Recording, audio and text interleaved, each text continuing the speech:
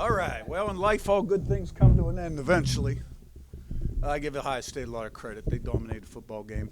I thought we got off to a good start, and good football game there for a while, 7-7. Came up with a turnover on defense and a fourth down stop. And then we got a first down on offense at 7-7. And then we come up 3rd and 1. And by all indications, they jumped off sides, which would have given us a first down. But we got called for the penalty. I'm not sure they made the correct call. And we came up 3rd and 6, and we got sacked. And from that point on, and I'm not saying the game would have been different on that call. That's not what I'm saying at all. That's where the game really changed, I'd say, is around that point. We couldn't protect the quarterback. We had communication errors in pass pro. Every time we dropped back to pass, something bad happened. And it seemed like we were in that end zone to our left for 5 years. It was like a nightmare. We dropped a punt down back there. And really, we were fortunate to go into halftime only 7 points down. And they've been a great third quarter team, Ohio State. Couldn't get anything going still on offense. They had big punt return,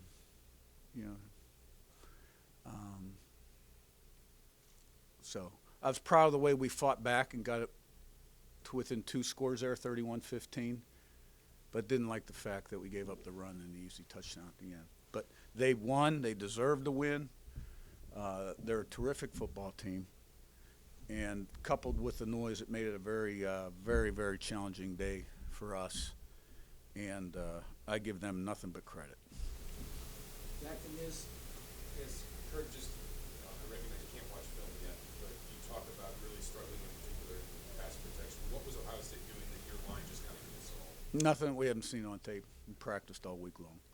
I think you couple it with the noise and having to go to a silent count because center couldn't hear, and then the speed at which they do it at compared to our scout team, and the pressure of the moment, our guys just didn't respond very well. And sometimes we had missed assignments, sometimes we had communication error, sometimes we got physically beat. But it wasn't very pretty. You're a team that obviously builds a lot of confidence and played that way. Did you feel in this game you were having a harder time, guys, after that turning point in the second quarter, kind of putting plays past you at halftime, feel like they were playing with it all? No, I think we came out, I felt good at halftime.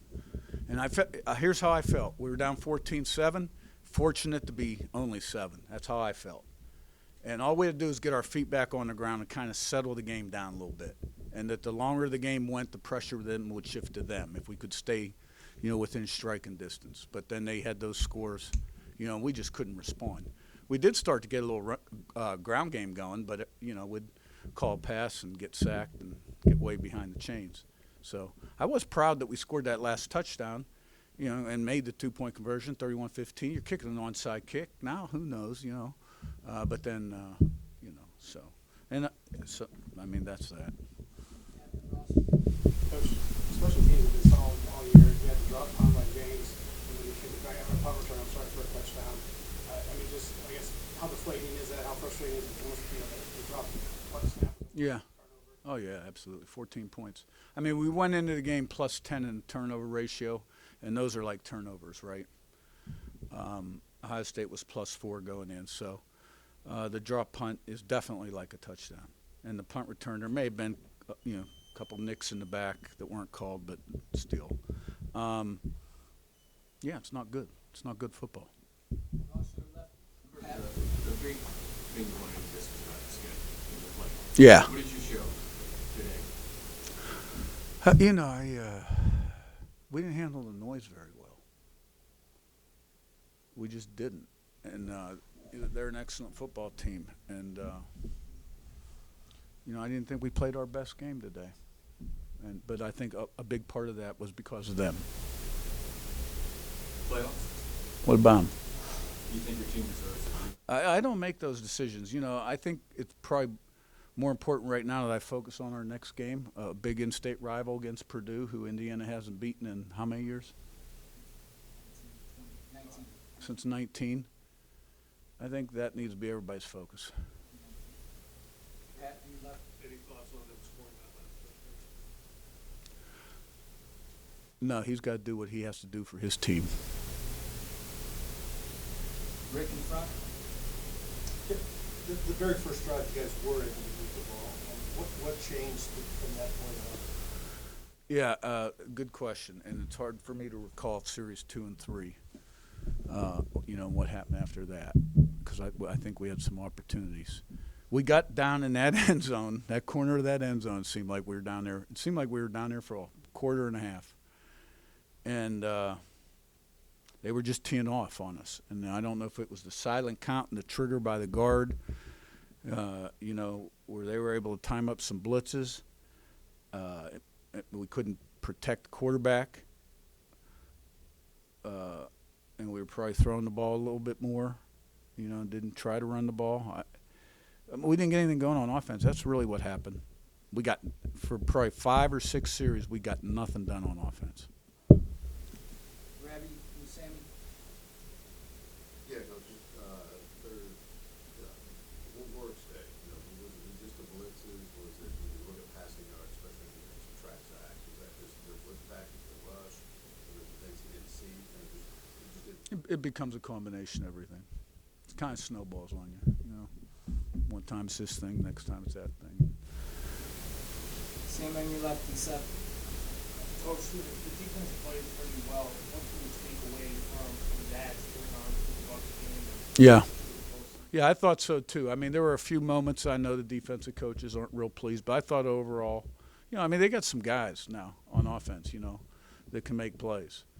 And, if you take out that last long run, right, when it was 31-15, and basically they're just running 4-minute offense right there, and we didn't they were running a wedge play, and the guy spits it for 39 yards down to about the 1. You take that run out of there, they're under 300 yards total offense. Not bad. But now offense and special teams has to carry their share. But I think our defense played hard, and they've been pretty darn consistent all year long, as our football team has too. But we're talking about today. Seth right in front of the game. Yeah, you mentioned pressure in a moment when you were talking about the pass protection and some of the uncharacteristic things that you guys did today. Did you see that start to wear on your guys at all today? No, I think maybe pressure of the moment was the wrong term. Maybe it was the ability of the opponent. This is a good football team that went to Oregon, lost the last drive of the game at Oregon with a controversial offensive PI call. I mean, this team's loaded. Loaded. Daniel in front. Jim. On not handling the noise well, how much of a surprise is that for you? How old of a roster? I thought we'd be able to handle it with our normal cadence based on the reports that we'd gotten. But some of the linemen could hear, but the center couldn't, and we had to go silent. It wasn't a problem. We got the ball snapped. All right, your left one. You said earlier that you don't make the decision about who's in the playoff. But you think going into this last week that you should be one of the 12 teams that's in the playoff based on your body? Is that a serious question? I'm not even going to answer that one. The answer's so obvious. Thanks,